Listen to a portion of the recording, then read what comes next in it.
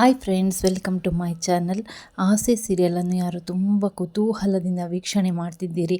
ಯಾವಾಗ ರೋಹಿಣಿಯ ಸತ್ಯ ಬಯಲಿಗೆ ಬರುತ್ತೆ, ಅಂದರೆ ರೋಹಿಣಿಗೆ ಮಗು ಇರುವಂಥ ಸತ್ಯ ಯಾವಾಗ ಬಯಲಿಗೆ ಬರುತ್ತೆ, ಯಾವಾಗ ಅದನ್ನು ಎಲ್ಲರ ಮನೆಯವರ ಮುಂದೆ ಒಪ್ಪಿಕೊಳ್ತಾಳೆ ಎನ್ನುವುದನ್ನು ತುಂಬ ವೀಕ್ಷಕರು ಕುತೂಹಲದಿಂದ ಕಾಯ್ತಾ ಇದ್ದರು.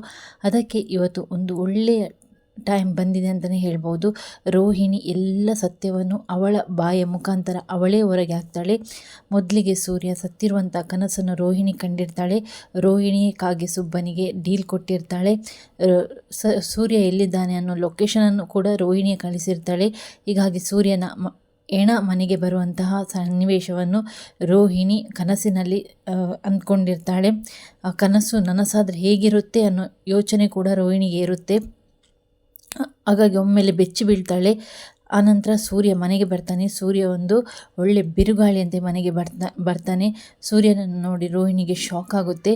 ಹಾಗೆ ಮನೆಯವರೆಲ್ಲರಿಗೂ ಶಾಕ್ ಆಗುತ್ತೆ. ಯಾಕೆಂದರೆ ಸೂರ್ಯನ ಹಣೆಗೆ ತುಂಬ ಗಾಯಗಳಾಗಿರುತ್ತೆ.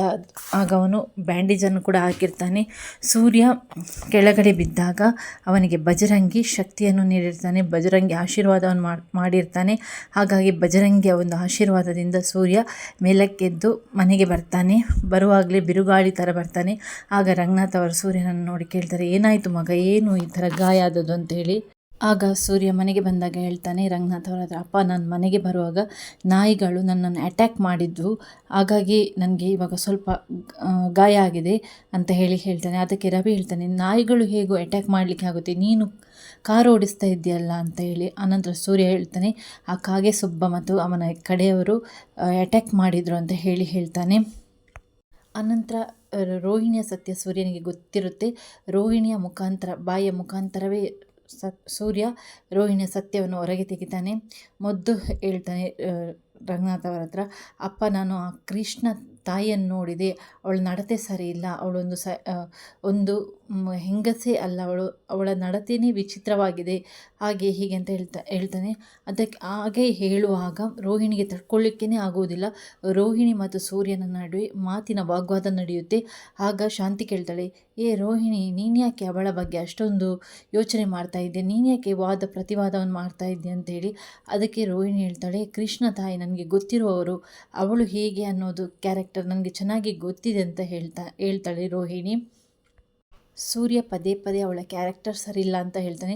ರೋಹಿಣಿಗೆ ಕೋಪವನ್ನು ತಡ್ಕೊಳ್ಳಿಕ್ಕೇ ಆಗೋಲ್ಲ. ಅವಳು ಸೂರ್ಯನ ಕೆನ್ನಿಗೆ ಒಂದು ಬಾರಿಸ್ತಾಳೆ.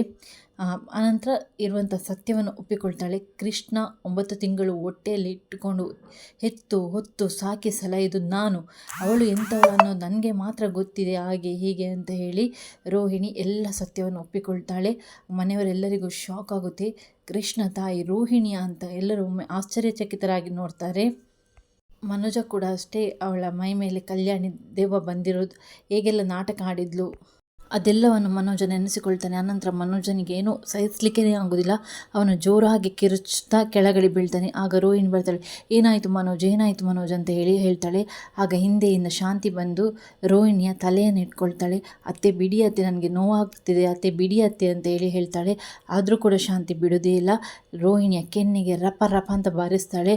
ಆಗ ರಂಗನಾಥ್ ಅವರು ತಡಿಲಿಕ್ಕೆ ಅಂತ ಹೋಗ್ತಾರೆ, ಆದರೆ ಏನೂ ಮಾತಾಡೋದಿಲ್ಲ. ಆ ನಂತರ ಸೂರ್ಯ ಹೇಳ್ತಾನೆ, ನನ್ನನ್ನು ಅಟ್ಯಾಕ್ ಮಾಡೋಕ್ಕೆ ಸುಪಾರಿ ಕೊಟ್ಟದ್ದು ಕೂಡ ಇವಳೇ ಅಪ್ಪ ಅಂತ ಹೇಳ್ತಾನೆ. ಆಗ ರೋಹಿಣಿ ಹೇಳ್ತಾಳೆ, ಇಲ್ಲ ಮಾವ, ನಾನು ಸುಪಾರಿ ಕೊಡಲಿಲ್ಲ ಇವರನ್ನು ಅಟ್ಯಾಕ್ ಮಾಡಲಿಕ್ಕೆ ಅಂತ ಹೇಳ್ತಾಳೆ. ಮನೆಯವರೆಲ್ಲರಿಗೂ ಕೂಡ ರೋಹಿಣಿ ಕೃಷ್ಣ ತಾಯಿ ಅನ್ನೋ ಸತ್ಯ ಎಲ್ಲರಿಗೂ ಗೊತ್ತಾಗುತ್ತೆ. ಮುಂದೆ ರೋಹಿಣಿಯ ಬಗ್ಗೆ ಆ ಮನೆಯವರು ಯಾವ ರೀತಿಯಾದಂಥ ಕಾಳಜಿಯನ್ನು ವಹಿಸ್ತಾರೋ, ಅಥವಾ ರೋಹಿಣಿಯನ್ನು ಮನೆಯಿಂದ ಹೊರಗೆ ಹಾಕ್ತಾರೋ, ಅಥವಾ ಮನೋಜ್ ಮತ್ತು ರೋಹಿಣಿಗೆ ಡೈವರ್ಸ್ ಆಗ್ತದೋ ಕಾದು ನೋಡಬೇಕಷ್ಟೇ. ಮುಂದಿನ ಸಂಚಿಕೆ ಏನಾಗುತ್ತೆ ಎಂಬುದನ್ನು ನಾನು ನಿಮಗೆ ಅಪ್ಡೇಟ್ ಕೊಡ್ತಾ ಹೋಗ್ತೇನೆ. ಯಾರೆಲ್ಲ ಚಾನಲನ್ನು ವೀಕ್ಷಣೆ ಮಾಡ್ತಾ ಇದ್ದೀರಿ, ದಯವಿಟ್ಟು ಲೈಕ್ ಮಾಡಿ, ಶೇರ್ ಮಾಡಿ, ಸಬ್ಸ್ಕ್ರೈಬ್ ಮಾಡಿ. ಹೆಚ್ಚಿನ ಜನರೊಂದಿಗೆ ಈ ವಿಡಿಯೋವನ್ನು ಶೇರ್ ಮಾಡಲು ಮಾತ್ರ ಮರೆಯದಿರಿ. ಮತ್ತೊಂದು ಹೊಸದಾದ ವಿಡಿಯೋದೊಂದಿಗೆ ನಾನು ನಿಮ್ಮನ್ನು ಭೇಟಿ ಆಗ್ತೇನೆ. Thanks for watching.